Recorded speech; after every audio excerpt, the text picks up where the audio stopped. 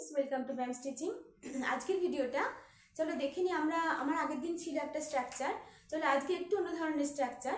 আমরা অনেকভাবে অনেক রকম কথা বলি, কিন্তু লেখার সময় আমরা কি ভাবি যে আমরা এটা কিভাবে লিখবো, এটা কি স্ট্রাকচার হবে। ধরো এরকম আমরা কথা বলি না, আজকে আমার আসার কথা, আজকে তার যাওয়ার কথা, বা তার দুদিন আগে আসার কথা ছিল। এই ধরনের যখন আমরা কথা ছিল, কথা আছে, তখন আমরা কি ধরনের সেন্টেন্স ছিল, কিভাবে লিখবো। চলো দেখে নিই স্ট্রাকচারটা প্রথমে আমরা কিভাবে, কারণ আমরা জানি বিভিন্ন সেন্টেন্সে বিভিন্ন ধরনের বাক্যের বিভিন্ন ধরনের স্ট্রাকচার হয়। চলো আজকের স্ট্রাকচারটা হচ্ছে প্রথমে সাবজেক্ট বি, বি ভার্ব অর্থাৎ প্রেজেন্ট টেন্সে ইজ এম আর, পাস্ট টেন্সে ওয়াজ ওয়ের, তারপরে ইনফিনিটিভ, দ্যাটস অল। তার মানে to plus verb, to plus infinitive আমরা জানি ভার্বের আগে টু যোগ হয়ে সেটা কি হয়, ইনফিনিটিভ হয়। তাহলে স্ট্রাকচারটা কি হবে, প্রথমে সাবজেক্ট, তারপরে according to tense be verb হবে। যদি প্রেজেন্ট টেন্স হয় তাহলে ইজ এম আর, আর যদি পাস্ট টেন্স হয় তাহলে ওয়াজ ওয়ের, তারপরে ইনফিনিটিভ। চলো দেখে নিই কয়েকটা সেন্টেন্স, তোমরা বুঝতে পারবে, তোমাদের কোনো কনফিউশন থাকবে না। চলো, আমার সেখানে যাওয়ার কথা, বা আমার মন্দিরে যাবার কথা, আজকে আমার মন্দিরে যাবার কথা, আমার সেখানে যাবার কথা, কি লিখবো, আই, সাবজেক্ট, তাহলে আয়ের সাথে কি হবে, be verb am, I am, তারপরে ইনফিনিটিভ, এখানে ভার্ব কি আছে, যাওয়া অর্থাৎ go, I am to go সেখানে there, I am to go there, I am to go there, subject be verb infinitive. আমার মন্দিরে যাওয়ার কথা আজকে, তাহলে আমি কি লিখবো, I am to go to temple today. I am to go to temple today. আমার আজ মন্দিরে যাবার কথা। আমাদের কোনো কাজ করার কথা, তখন আমরা ঠিক এই ধরনের সেন্টেন্সগুলোকে লিখব। সাবজেক্ট, তারপরে বি ভার্ব, ইন প্রেজেন্ট টেন্সে আমরা ইজ এম আর লিখব, আর পাস্ট টেন্সে ওয়াজ ওয়ার লিখব।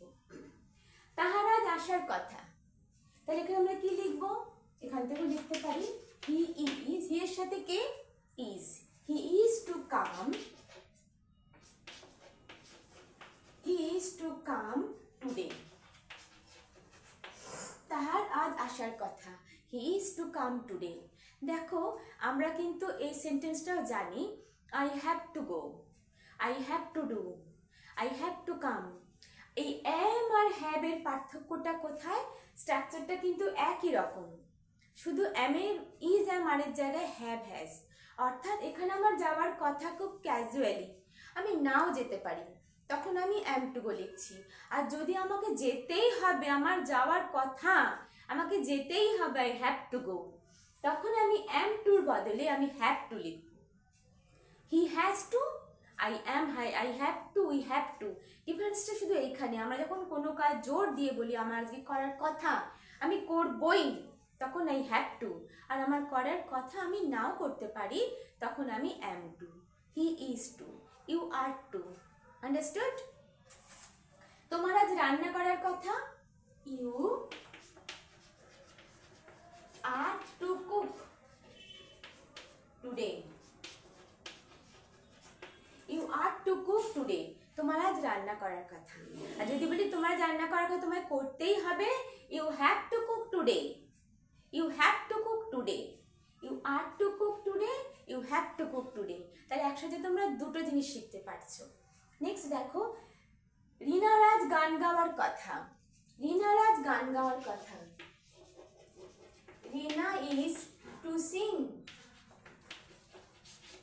Today, Rina is to sing today. Rina be verb is, তারপর ইনফিনিটিভ অর্থাৎ ভার্বের আগে টু, এর rest of the sentence. Okay, এবারে দেখো যদি আমি পাস্ট টেন্সে বলি তাহলে কি লিখবো, তাহাদের আসার কথা ছিল, তাহলে কি হবে এখানে, দে কথা ছিল, তাহলে দে হচ্ছে প্লুরাল, তাহলে প্লুরালে আমরা পাস্ট টেন্সে কি ব্যবহার করব, were, they were, they were to come, they were to come yesterday। যদি গতকাল বলি তাহলে তাদের গতকাল আসার কথা ছিল, they were to come yesterday, they were to come। তাদের আসার কথা ছিল, তারা আসবেই ছিল এরকম, তাহলে দে হ্যাড টু কাম। আমার একটা চিঠি লেখার কথা ছিল, I was to write a letter. I was to write a letter. এখানে আমার সাথে কে ওয়াজ। তাহলে আমরা কি বুঝতে পারলাম, আজকের যে স্ট্রাকচারটা তোমরা দেখছো খুব ইজি স্ট্রাকচার, কিন্তু যখন আমরা বাংলাটা হঠাৎ করে দেখি তখন আমরা কনফিউজড হয়ে যাই যে কি লিখবো।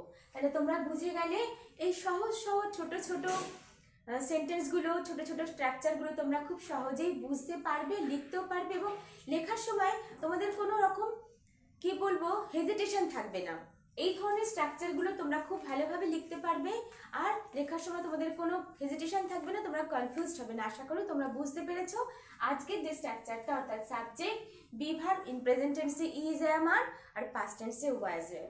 কোথাও কোনো কিছু করার কথা তখন আমরা ইজ এম আর লিখবো, আর কথা ছিল, আসার কথা ছিল, যাওয়ার কথা ছিল, রান্না করার কথা ছিল, আমার আজকে ফর্ম ফিল আপ করার কথা ছিল, তখন আমরা কি ব্যবহার করবো, ওয়াজ ওয়্যার আর প্রেজেন্ট টেন্সে ইজ এম আর। আশা করি আজকের এই স্ট্রাকচারটা তোমরা বুঝতে পেরেছো। অবশ্যই তোমরা একটা লাইক করবে, শেয়ার করবে, আর সবাই ভালো থেকো। Tata, by.